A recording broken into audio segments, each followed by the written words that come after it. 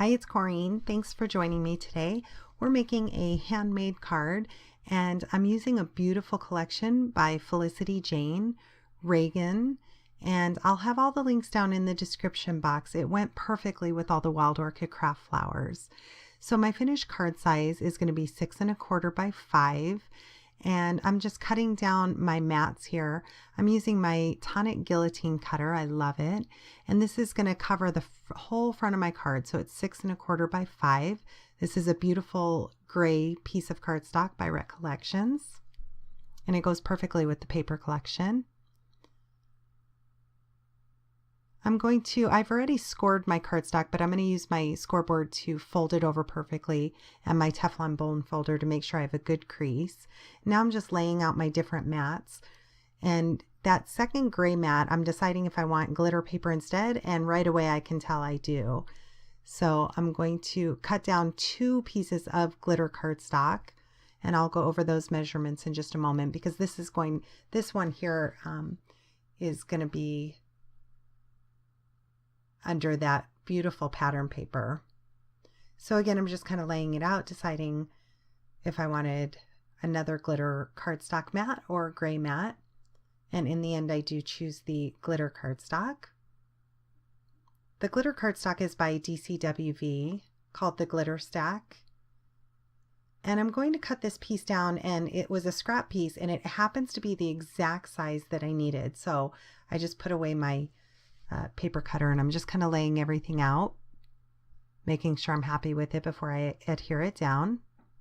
These 2 hearts I cut also from the paper collection from my silhouette, and I'm adding 2 cardstock mats behind them to give them stability. The larger one is 2 1/2 by 2 1/2, and the smaller one is approximately 1 7/8 by 1 7/8. Again, adding 2 pieces behind both of them. And that one I added a beautiful font that says, "You Stole My Heart." So I'm going to adhere down my card base. Again, that will cover the entire front of my card. This piece here is 6 by 4 3/4 inches. And hopefully you can see better in the close-up photos. This glitter piece is 5 1/2 by 4 1/4. And then this piece is 5 1/4 by 4. It has beautiful pink little hearts on it from the collection. This glitter piece is 4 3/4 by 3 1/2. And then this last piece is 4 1/2 by 3 1/4. And I quickly decided I wanted some sort of twine on there, so I'm just pulling up that edge, and luckily I didn't really press down really hard. And I'm using this beautiful Divine Baker's twine from Wild Orchid Crafts. Again, check out the description box for a link and a list of all the products used. They have beautiful twine there. So I wrapped that around and just pushed down my paper back, and it glued down perfectly.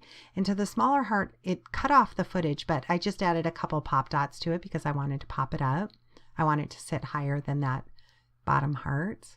And now I'm going to add all my beautiful Wild Orchid Craft flowers. I pulled out my favorite ones, some hip rosebuds, some pink and white ones, and some sweetheart blossoms. And I'm going to tuck in some leaves. And the rest of it is just me kind of arranging my flowers, seeing what I like. And once I'm happy with them, I use my hot glue gun to adhere them down.